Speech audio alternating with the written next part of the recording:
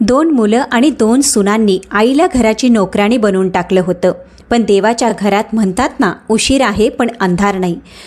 प्रेक्षक मित्रांनो, ही खरी कहाणी आहे. उत्तर प्रदेशातील एका शहरातील ही कहाणी आहे, जिथे एक वृद्ध आई शांताताई राहत होत्या. वय सुमारे 70 वर्ष असेल. पांढरे केस झालेले, कंबर वाकलेली आणि चेहऱ्यावर थकव्याच्या खोल रेषा. पण या सगळ्यात असूनही त्यांच्या मनात आपल्या मुलांविषयी अत्यंत प्रेम होतं, जितकं त्या दिवशी होतं जेव्हा त्यांनी पहिल्यांदा आपल्या कुशीत घेतलं होतं. शांताताईंचे पती रामराव एका सरकारी शाळेत शिक्षक होते. फार श्रीमंत नव्हते, पण प्रामाणिक आणि स्वाभिमानी माणूस होते. संपूर्ण वस्तीमध्ये लोक त्यांना खूप मान देत असत. रामराव नेहमी म्हणायचे, शांता, आपण श्रीमंत नाही, पण जर आपले मुलं चांगले माणूस बनले तर तीच आपली सर्वात मोठी संपत्ती असेल. शांता हसत असे. त्यांना 2 मुलं होते, महेश आणि सुरेश.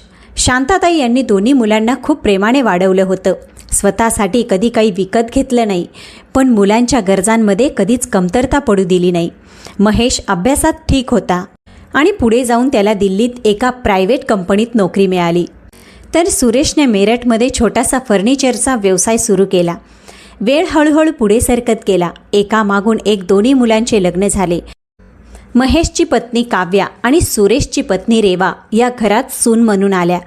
लग्नाच्या सुरुवातीचे काही महिने खूप चांगले गेले. घरात उत्साह होता, हसू होतं आणि शांताताईंना वाटत होतं की आता त्यांचा परिवार अधिक मजबूत झाला आहे. पण वेळेसोबत हळूहळू सगळं बदलायला लागलं. रामरावांची तब्येत अचानक बिघडू लागली. खूप उपचार केले, पण एक दिवस ते शांताताई आणि आपल्या मुलांना सोडून या जगातून निघून गेले. त्या दिवसानंतर शांताताई पूर्णपणे एकट्या पडल्या. आता घरात मुलं आणि सुना यांचंच राज्य चालू होतं. काही काळ सगळं ठीक चाललं, पण हळूहळू घराचं वातावरण बदलू लागलं. एकदा सकाळच्या वेळी शांताताई स्वयंपाकघरात चहा बनवत होत्या. तेवढ्यात रेवा स्वयंपाकघरात आली आणि म्हणाली, आई लवकर करा, मुलांना शाळेत जायचं आहे. शांताताई लगेच म्हणाल्या, हो सुनबाई, लगेच होतंय. रेवाने थोडा टोमणा मारत म्हटलं, तुम्हाला प्रत्येक कामाला खूप वेळ लागतो. शांताताई शांत राहिल्या. त्यांना वाटलं कदाचित सुनबाईचा मूड चांगला नाही, पण हळूहळू अशा गोष्टी रोज घडू लागल्या. शांताताईंची सकाळ 4 वाजता सुरू होत असे. त्या सगळ्यात आधी उठून संपूर्ण घर झाडून पुसून काढत, मग स्वयंपाकघरात जाऊन सगळ्यांसाठी नाश्ता बनवत, त्यानंतर मुलांना शाळेसाठी तयार करणं, भांडी धुणं, कपडे धुणं आणि दुपारचं जेवण बनवणं सगळं त्यांचीच जबाबदारीत आलं. काव्या आणि रेवा बहुतेक वेळा आपल्या खोलींमध्ये आराम करत असत. जर कधी एखादं काम उशिरा झालं तर टोमणे सुरू होत. एक दिवस दुपारी सुरेश घरी आला. त्याने पाहिलं की शांताताई अंगणात बसून थकव्याने श्वास घेत होत्या. सुरेशने विचारलं, आई काय झालं? शांताताई हसत म्हणाल्या, काही नाही रे बाळा, फक्त थोडं थकले आहे. तेवढ्यात रेवा बाहेर आली आणि म्हणाली, थकणार नाहीत का? कामही नीट करत नाही. सुरेशने काहीच उत्तर दिलं नाही. तो शांतपणे मोबाईल पाहत आत निघून गेला. शांताताईंच्या डोळ्यात पाणी आलं. त्यांना आशा होती की त्यांचा मुलगा काहीतरी बोलेल, पण तिथे शांतता होती. दिवस जात राहिले. आता घरात परिस्थिती अशी झाली होती की शांताताईंकडे आईपेक्षा नोकराणीप्रमाणे पाहिलं जाऊ लागलं. जर एखादा पाहुणा घरी आला तर रेवा हसत म्हणायची, ही आमची सासू आहे, घरचं सगळं काम स्वतःच करते. हे ऐकणारे लोक याला कौतुक समजत, पण शांताताईंचं मन प्रत्येक वेळी शांतपणे तुटत असे. एक दिवस संध्याकाळी महेशसुद्धा दिल्लीहून घरी आला. घरी काही नातेवाईक आले होते. सगळे हॉलमध्ये बसून गप्पा मारत होते आणि शांताताई स्वयंपाकघरात भांडी धुत होत्या. तेवढ्यात काव्या हसत म्हणाली, खरं सांगा, जर आई नसती तर आपल्याला वेगळी नोकराणी ठेवावी लागली असती. खोलीत बसलेले काही लोक हलकेच हसले, पण स्वयंपाकघरात उभ्या असलेल्या शांताताईंचे हात अचानक थांबले. त्यांच्या कानात तेच शब्द पुन्हा पुन्हा घुमू लागले, जर आई नसती तर आपल्याला वेगळी नोकराणी ठेवावी लागली असती. त्यांच्या डोळ्यातून अश्रू वाहू लागले. त्यांनी आपल्या ओढणीने शांतपणे अश्रू पुसले. त्यांनी शांतपणे आपल्या पदराला अश्रू पुसले. त्यांना माहीत होतं, ज्या घराला त्यांनी आपलं आयुष्य देऊन उभारलं, त्याच घरात आज त्यांची ओळख फक्त काम करणारी बाई म्हणूनच उरली आहे. त्या रात्री शांताताईंना झोप लागली नाही.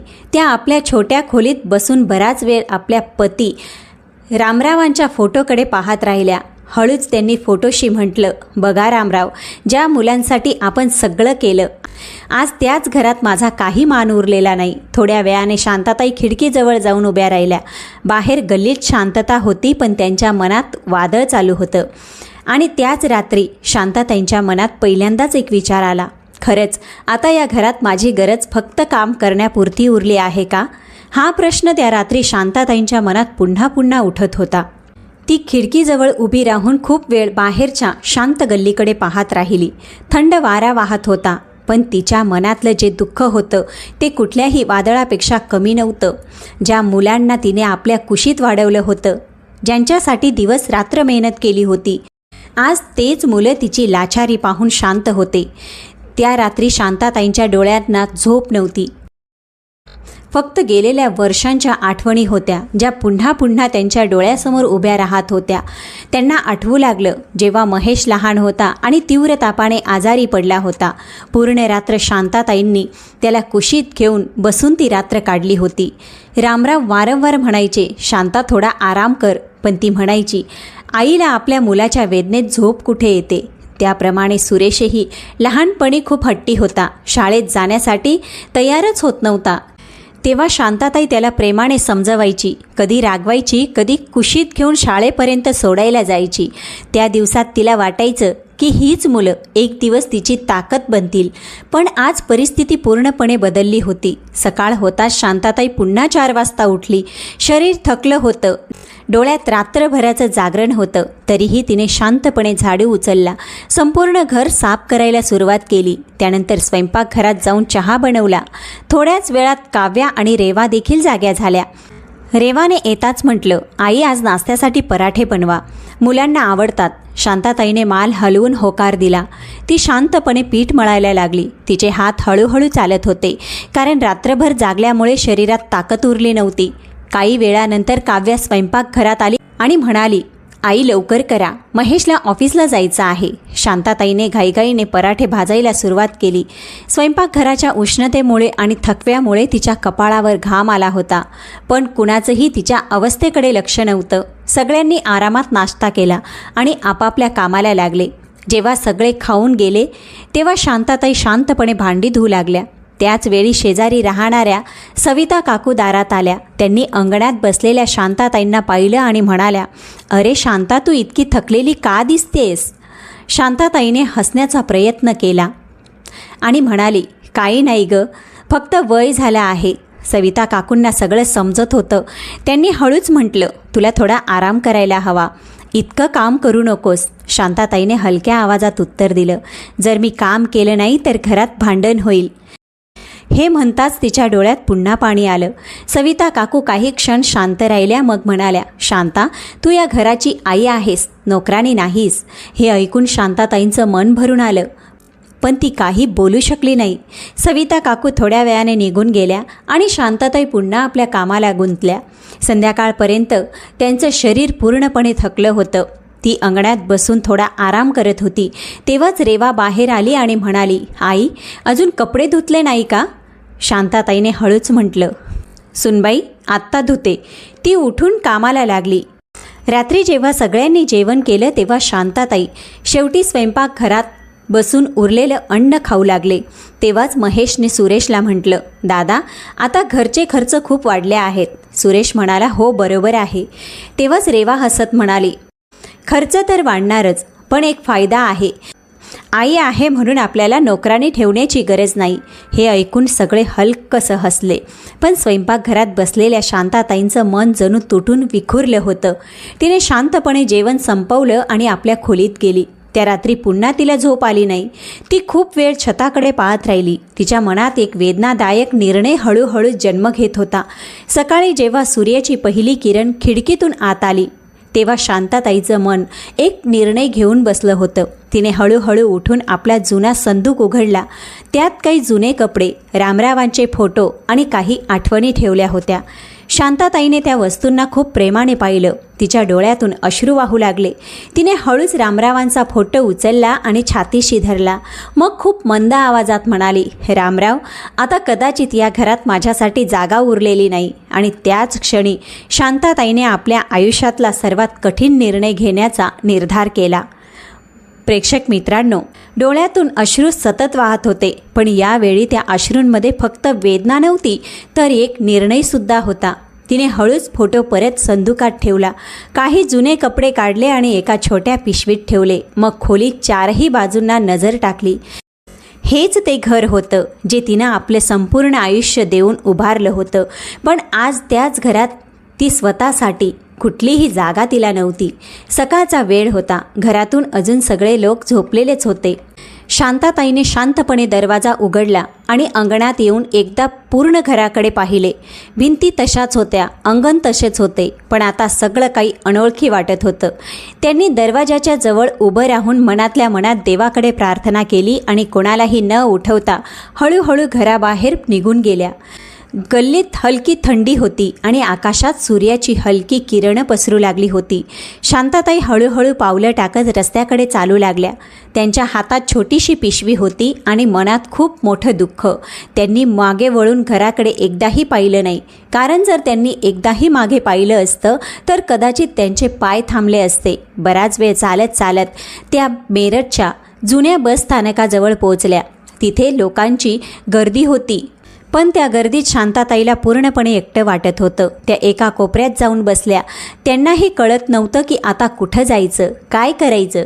काही वेळाने जवळच्याच एका मंदिरातून घंट्यांचा आवाज ऐकू येऊ लागला. शांताताईने डोकं वर करून पाहिलं तर समोर हनुमानजींचं मंदिर होतं. त्या हळूहळू उठल्या आणि मंदिराच्या पायऱ्या चढून आत गेल्या. मंदिराच्या आत शांतता होती. काही लोक पूजा करत होते आणि एका बाजूला मंदिराचे पुजारी बसून मंत्र म्हणत होते. शांताताई शांतपणे जाऊन देवासमोर बसल्या. जसेच त्यांनी डोळे बंद केले, त्यांच्या आत दडलेलं सगळं दुःख बाहेर येऊ लागलं. त्यांच्या डोळ्यातून अश्रू वाहू लागले. त्यांनी हात जोडून म्हटलं, हे देवा, जर माझ्याकडून काही चूक झाली असेल तर मला माफ कर. मी तर संपूर्ण आयुष्य माझ्या मुलांसाठीच जगले आहे. इतक्यात मंदिराचे पुजारी त्यांची नजर शांताताईंवर पडली. त्यांनी पाहिलं की एक वृद्ध स्त्री खूप वेळापासून रडत आहे. ते हळूच त्यांच्या जवळ आले आणि म्हणाले, आई, काय झालं? आपण इतक्या का त्रस्त आहात? शांताताईने आधी काहीच सांगितलं नाही, पण जेव्हा ते वारंवार विचारू लागले तेव्हा त्या म्हणाल्या. त्यांनी सगळी आपली कहाणी त्यांना सांगितली की कसं त्यांनी आपल्या मुलांसाठी पूर्ण आयुष्य घालवलं आणि आज तेच मुलं त्यांना आपल्या घरात ओझं समजू लागले आहेत. त्या पुजाऱ्यांनी काही वेळ शांतपणे त्यांची गोष्ट ऐकली. मग त्यांनी गंभीर आवाजात म्हटलं, आई, ज्याने पूर्ण आयुष्य इतरांसाठी जगलं आहे, देव त्याला कधीच एकटं सोडत नाही. कदाचित देवाने तुमच्यासाठी एखादा नवीन मार्ग ठरवला आहे. पुजारी मंदिराच्या मागे असलेल्या छोट्या खोलीकडे इशारा करत म्हटलं, जर तुम्हाला हवं असेल तर काही दिवस इथे राहू शकता. मंदिरात स्वच्छता आणि पूजेच्या व्यवस्थेत मदत करता येईल. शांताताईने आश्चर्याने त्यांच्याकडे पाहिलं. त्यांना अपेक्षा नव्हती की एखादा अनोळखी माणूसही त्यांच्यासाठी इतका विचार करू शकतो. त्यांच्या डोळ्यात पुन्हा अश्रू तरळले, पण यावेळी त्या अश्रूंमध्ये थोडासा दिलासा होता. तिकडे घरी जेव्हा जेव्हा सकाळ झाली आणि रेवा स्वयंपाकघरात आली तेव्हा तिने पाहिलं की शांताताई कुठेच दिसत नाही. तिला वाटलं कदाचित मंदिरात गेल्या असतील, पण बराच वेळ झाला तरी त्या परत आल्या नाहीत. तर घरात हलकी अस्वस्थता पसरू लागली. सुरेश म्हणाला, कदाचित शेजारी गेल्या असतील, पण दुपारपर्यंत शांताताईंचा काही पत्ता लागला नाही. तेव्हा सगळ्यांना चिंता वाटू लागली. महेशने फोनवर अनेक नातेवाईकांना विचारपूस केली, पण कोणालाही त्याबद्दल काहीच माहीत नव्हतं. तिकडे मंदिरात शांताताई हळूहळू आपल्या नव्या आयुष्याची सुरुवात करत होत्या. सकाळी मंदिराची स्वच्छता करत, फुले सजवत आणि येणाऱ्या लोकांना प्रसाद देत. काही दिवसानंतर त्यांच्या चेहऱ्यावर हलकीशी शांतता दिसू लागली. एक दिवस मंदिरात काही गरीब मुलं आली. ती भुकेली होती आणि प्रसादासाठी उभी होती. शांताताईने त्यांना पाहताच लगेच मंदिराच्या स्वयंपाकघरात जाऊन थोडं अन्न बनवलं आणि त्या मुलांना खायला दिलं. मुलांच्या चेहऱ्यावर आलेला आनंद पाहून त्यांच्या मनाला एक वेगळाच दिलासा मिळाला. त्या दिवसापासून शांताताई रोज मंदिरात येणाऱ्या गरीब मुलांसाठी काही ना काही बनवू लागल्या. हळूहळू लोकांना त्यांच्याबद्दल कळू लागलं. जो कोणी त्यांची कहाणी ऐकत होता त्यांच्या डोळ्यात पाणी येत होतं, पण त्यांना माहीत नव्हतं की वेळ हळूहळू असं एक वळण घेणार आहे जिथे त्यांच्यासोबत झालेल्या अन्यायाचं उत्तर स्वतः देव देणार आहे. कारण खरंच म्हटलं जातं की देवाच्या घरी उशीर असतो पण अंधार नसतो. प्रेक्षक मित्रांनो, मंदिरात राहता राहता शांताताईंचं आयुष्य हळूहळू बदलू लागलं. आता त्यांचा दिवस खूप साधा पण समाधानाने भरलेला होऊ लागला. सकाळी सूर्य उगवण्याआधीच त्या उठत मंदिराच्या अंगणात झाडू मारत, फुले सजवत आणि मग देवासमोर बसून थोडा वेळ प्रार्थना करत. त्यानंतर मंदिरात येणाऱ्या लोकांना प्रसाद देणं आणि गरजूंसाठी अन्न बनवणं ही त्यांची रोजची सवय झाली होती. मंदिरात येणारे लोक हळूहळू त्यांना ओळखू लागले. सगळे त्यांना आदराने शांता आई म्हणून हाक मारू लागले. जे लोक कधी त्यांना ओळखतही नव्हते तेच आता त्यांच्या हातात प्रसाद घेऊन आशीर्वाद घेत. अनेक वेळा मंदिरात येणारी गरीब मुलं त्यांच्या जवळ बसत. शांतपणे ती त्यांना जेवण घालत. त्या मुलांच्या हसण्याकडे पाहून शांताताईंच्या मनाला असा शांतपणा मिळत होता जो तिला स्वतःच्या घरात कधीच मिळाला नाही. एक दिवस दुपारी मंदिरात एक मोठी गाडी येऊन थांबली. त्या गाडीतून शहरातील एक प्रसिद्ध व्यापारी विनय उतरले. ते मंदिरात दर्शनासाठी आले होते. पूजा केल्यानंतर जेव्हा ते बाहेर आले तेव्हा त्यांनी पाहिलं की एक वृद्ध महिला काही गरीब मुलांना स्वतःच्या हाताने जेवण घालत आहे. ते दृश्य पाहून विनय काही वेळ तिथेच उभे राहिले. त्यांच्या चेहऱ्यावर आश्चर्य आणि आदर दोन्ही दिसत होते. त्यांनी जवळ उभ्या असलेल्या पुजाऱ्यांना विचारलं, या आई कोण आहेत? पुजारींनी शांताताईंची संपूर्ण कथा त्यांना सांगितली. त्यांनी सांगितली की कसे स्वतःच्या घरात अपमान सहन केल्यानंतर शांताताई इथे येऊन लोकांची सेवा करत आहेत. हे सगळं ऐकून विनयच्या डोळ्यात पाणी आलं. त्यांनी हळूच म्हटलं, ज्या आईने इतकं सहन केलं आहे देव तिला नक्कीच सन्मान देईन. त्या दिवसानंतर विनय वारंवार मंदिरात येऊ लागले.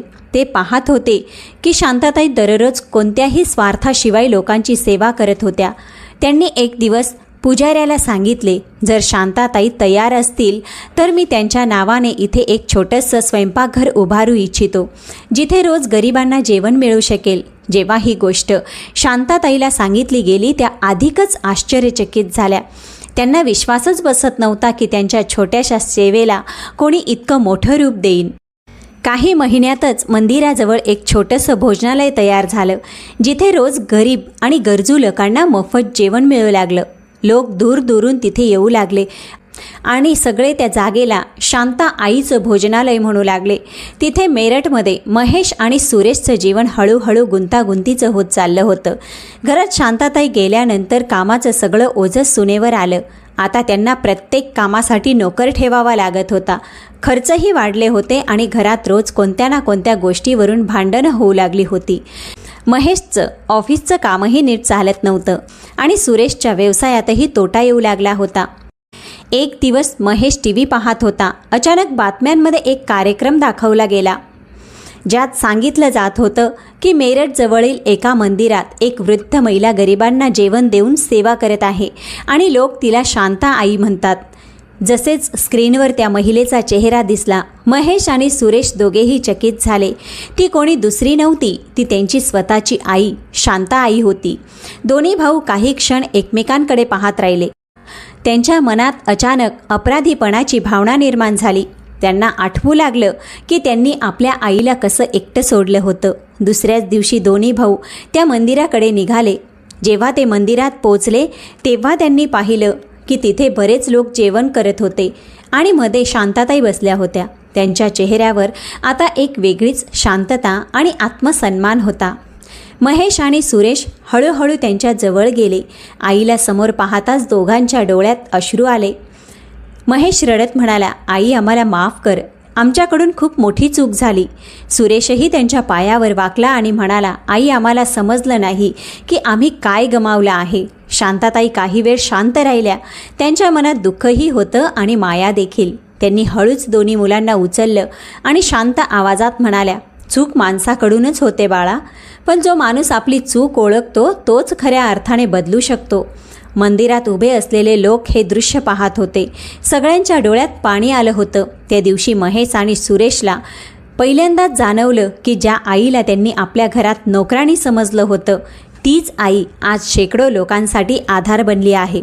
आणि त्या दिवशी त्यांना खरोखर समजलं की माणूस कितीही अन्याय करो पण देव सगळं पाहत असतो, कारण देवाच्या घरी उशीर आहे पण अंधार नाही. प्रेक्षक मित्रांनो, या कथेतून आपल्याला हीच शिकवण मिळते की आई वडील संपूर्ण आयुष्य आपल्या मुलांसाठी जगतात. ते आपला आनंद, आपली गरज आणि आपला आरामही सोडतात, जेणेकरून त्यांची मुलं आनंदी राहावीत.